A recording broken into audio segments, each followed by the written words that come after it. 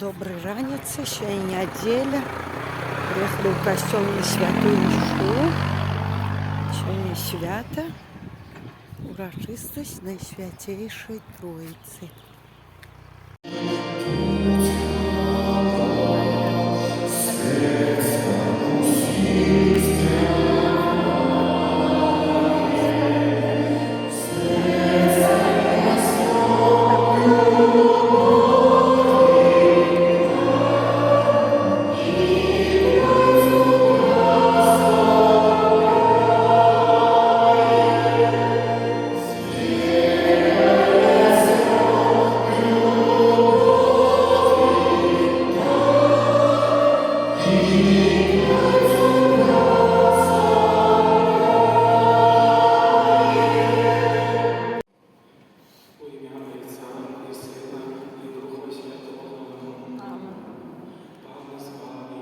І з Духом Твоїм.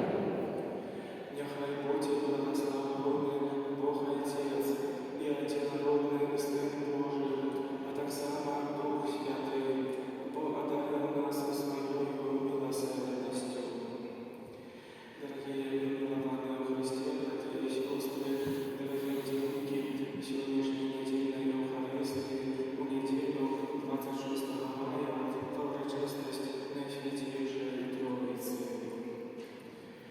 Дякую Тобі, Боже, що мив ласку об'явись нам правду об собі, одним Богу, який живеш у трьох особах, спрадвечний, святий і всемогутний Боже Отче, спрадвечний, святий і всемогутний Сине Божий, спрадвечний, святий і всемогутний Духу Святий, нехай прославляють Тебе усі народи. Боже, в Троице Одине, веруем, что Ты пробываешь у нас, дякуючи несвячайній ласці.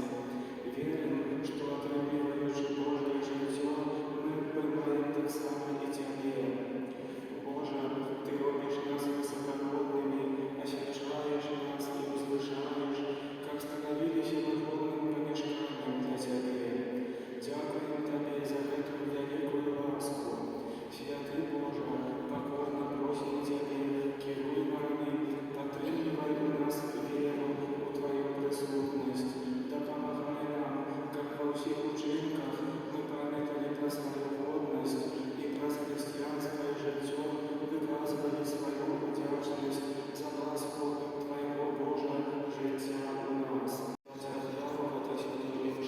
У наступних інтенціях за Микиту, з нагоди дня народження, справляється 4 годики. Ласки здоров'я і потрібних Божих ласках у житті для Маркевич Марини з нагоди дня народження.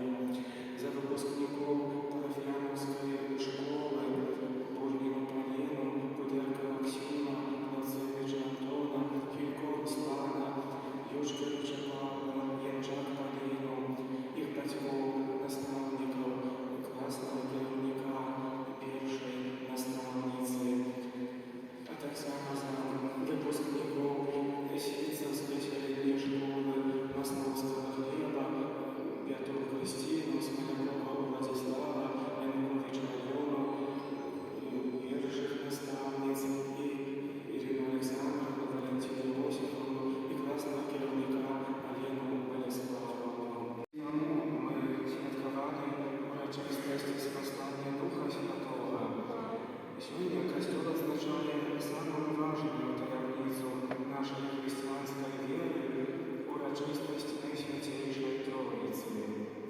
Гэта таємниця пераўзыходзіць наш чалавечы розум, але адначасова з'яўляецца для нас, веруючых, радасцю і надзеяй.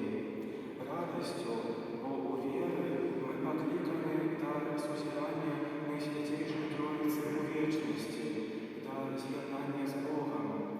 І сам гэты факт, што Бог пожадаў наблизить до нас, людей, гэтую таямніцу, напаўняе усіх нас радасцю.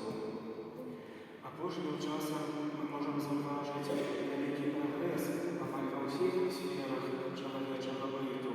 Навука, тэхніка, медыцына – усё гэта інтэнсіўна развіваецца.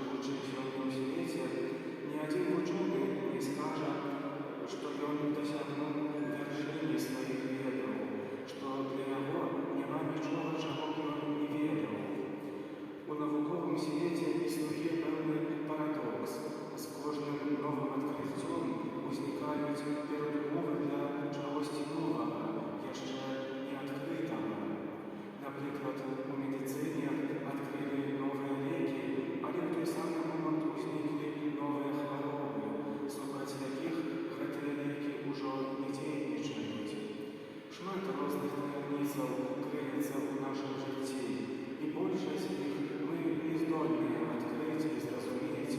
Ужо само жыццё з'яўляецца пэўнага роду таямніцай. Сённяшняе першае чытанне уводзіць нас у атмасферу разважання пра Бога, які ўваходзіць у гісторыю чалавека. І гэты ўваход Бога з'яўляецца асаблівым і унікальным. Гэта таямніца Бога, якую які адкрывае сябе чалавеку. Дзесьці у натуры чалавека ўпісана прагненне пазнаць Бога, але сваімі сіламі чалавек не здольны спасцігнуць таямніцу Бога. Не спазнавана. Бог выбірае сабе народ, з якога пасля прыйдзе спаўца. Ці чуў народ голас Божы, які гаварыў з агню, як ты чуў і застаўся жывы? Або ці спрабаваў некалі Бог прыйсці і выбраць сабе народ паміж іншага народу праз выпрабаванні, знакі і цуды, і вайну, моцнаю рукою і ўзнятым плячом, і прычыны страшныя, пра ўсё тое, што зрабіў для вас Пан, Бог ваш, перад вашымі вачыма у Егіпце. Як пра гістарычны факт, але значна больш важна выконваць усе пастановы, наказы і запаведзі, якія даў Пан Бог.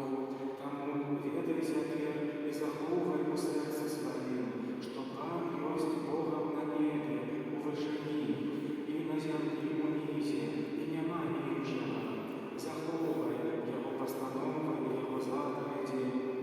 Стары запавет адкрывае таямніцу аблічча Бога, а не які стварае чалавека, а пасля ягонага ўпадку сярод гэтага ж чалавецтва абірае народ, ачышчае і рыхтуе яго да таямніцы збаўлення.